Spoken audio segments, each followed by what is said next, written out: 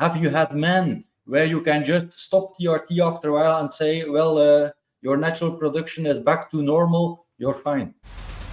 Yeah, absolutely. It happens. But what also happens is, guys, their natural production gets compromised. And it's kind of like coming back to the pregnenolone and DHEA thing, is that, or even actually, I think the fertility one's a better example. TRT will make some guys infertile, but it doesn't make all guys infertile. If it did, we'd use this contraception.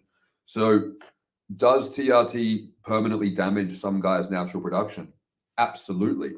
Especially if their natural production was compromised in the first place by something else. It could be the straw that breaks the camel's back. I think that's a reasonable theory as to why this happens.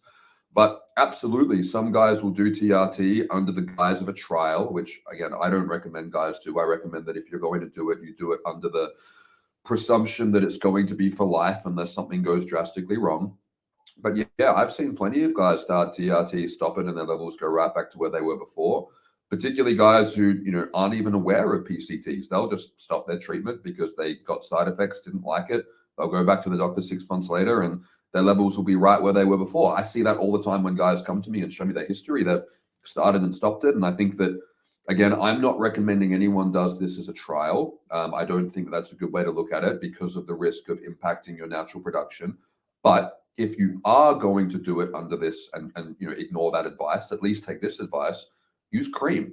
Like, don't use and for God's sake, don't use Nebido like Reandron if you're planning to do a trial, because that ester will take months to completely clear out of your body. We talk about how long nandrolone decanoate stays in your system.